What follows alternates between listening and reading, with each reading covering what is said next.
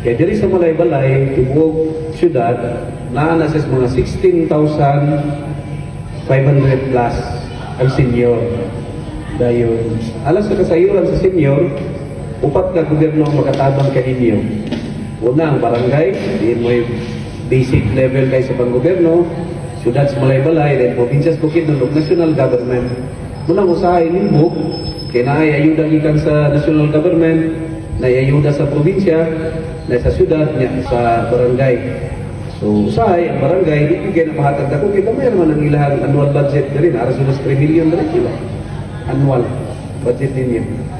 Almost 3 million. So, dili kay siya ikong yun. So, usually, ang mahatag sa inyong barangay is na lang support to senior citizen, ila lang 5,000 siguro, 10,000 a year, kay kamay naman din na budget po. Sa city government of Malaybalay, continuous gito, tinta 70 anyos, tagaan siya 300. So, kung mo edad na si tinta, ay pa. Niya, ang senior citizen na edad, 60 biya, sulat pa 10 years. Pero makapasalig kita na ang 70s, tagaan yun. Sa una, pipila na to, pero iusap na to, naging mo na PD 65, ana. So, depende gina sa budget sa Malaybalay.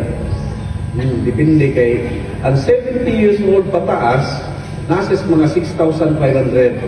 So, para matagaan ang tanang 6,500 plus ka 70 years old, we have to budget at least 23 million plus. Anong plus man? Pag mo edad ka og 90 years old karon, ag 1,000 gid ang imuhang bulan. Now, about sa mga tamba sa maintenance high blood o diabetic, ayaw mo pagpaulahi gayon. Naman natong midwife diri, natong mga BSW, nag-order ang syudad sa Malaybalay, pinagi sa itong opisina, yutira nato ang City Health na tanan gamintain og high blood na tambal, kinanglan matagaan gid siya sa City Health. Tanan gamintain og diabetes, kinanglan duha ka sakit, kinanglan matagaan. So kung asa mo na puro, ngayon nasa sa inyo dito na isa ka BSW. So muna inyong amiguhon. So kung ikaw karon individual, taga-mapayag, kinanglan, ilan mo ang in-charge sa imo na BSW sa inyong puro? Ilan mo ang inyong midwife? Kung may mo, inglan din ninyo inyong nurse. Kaya tanan barangay sa Malaybalay, na nurse gyud yes. Kuha ninyo.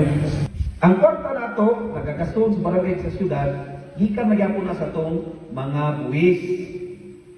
Nagpalit mo og coke, nani siya tax. Nagpalit mo og gasolina, nanay tax. Nagkalos Jollibee, nanay tax. Nagpalit mo og sin, nanay tax.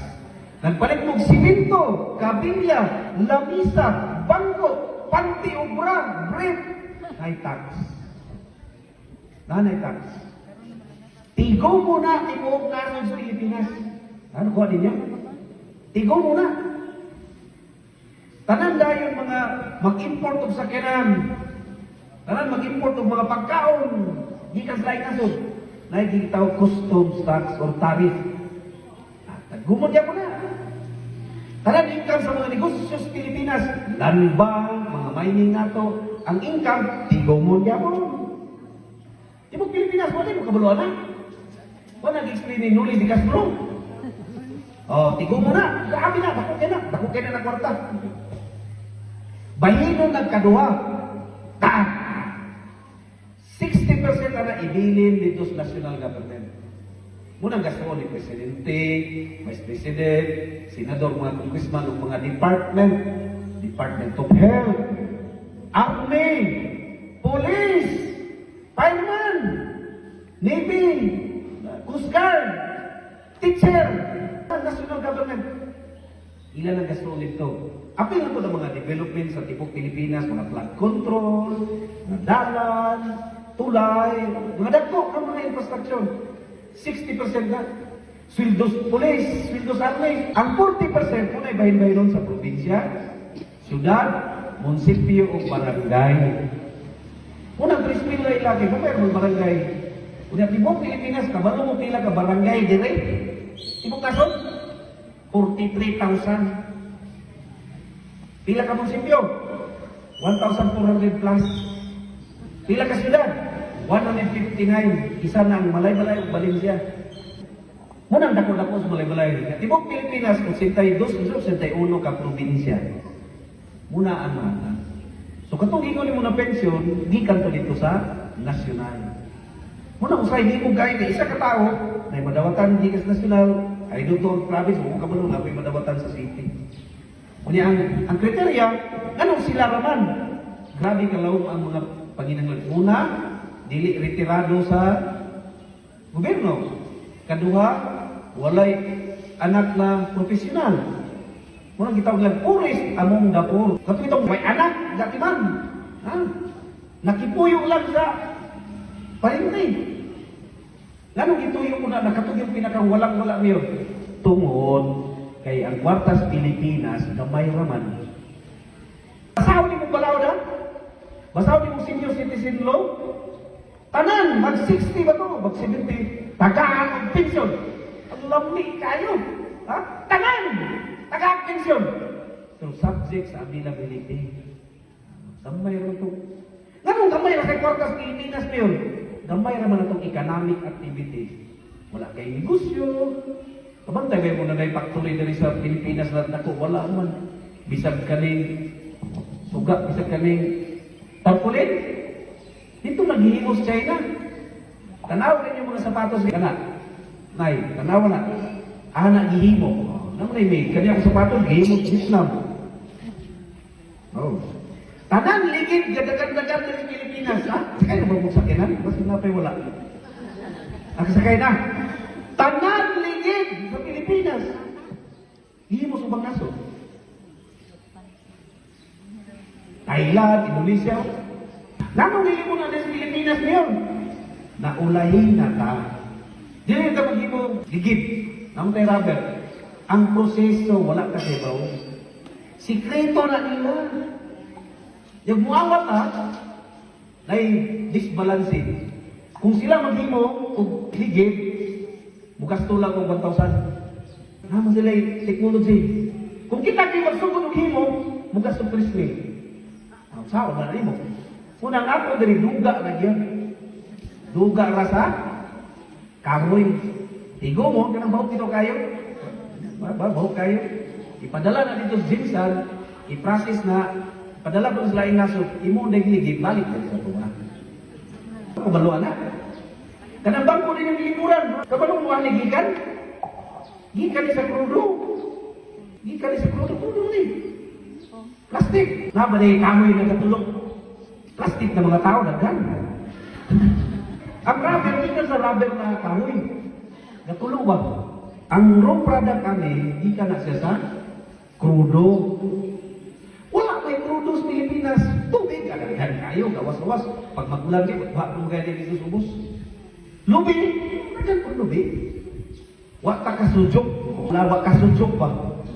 Ang kanang krudo, gikan sa ilalong sa yuta. Mga karaan ng mga organism. Muli kalibutan. Sa una, may mga dinosaurs. Mga karaan ng mga organism sa una. Di buto ang vulkan. Naigog bato na lang po ba? Imagine yan, nagadak ka sa muna na bato. Di bangga sa earth. Di buto.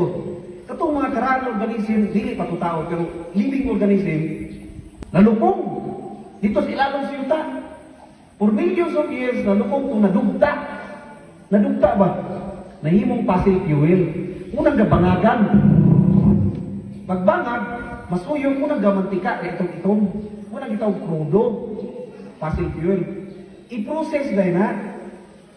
Inito na, dako kay nakala. Ang katong asuwa na, hindi mo ng LPG. Ang katong linugdan, muna ang mahimong espalto. Malo. O katong kay gahi-gahi pa, na lapot pa kayo, bunker fuel. Ang katong dili na kay lapot-lapot, diesel. Ang katong murag-humog na kayo, special. Ang katong murag-humog-humog yun kayo, gasolina sa plano. Itong mga sobra-sobra na, muna nang hinuunog, bangko, plastic. Ang uban, fertilizer. Balo. Yun. Una ka ng fertilizer sa Pilipinas, mahal. Ganun man, hindi man kita ikihimo. Ang fertilizer dito ko nagkaon sa China. Russia.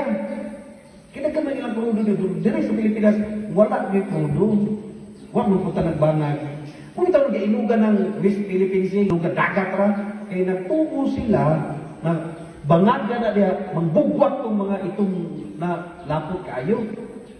Unang kwartahan ang Brunei.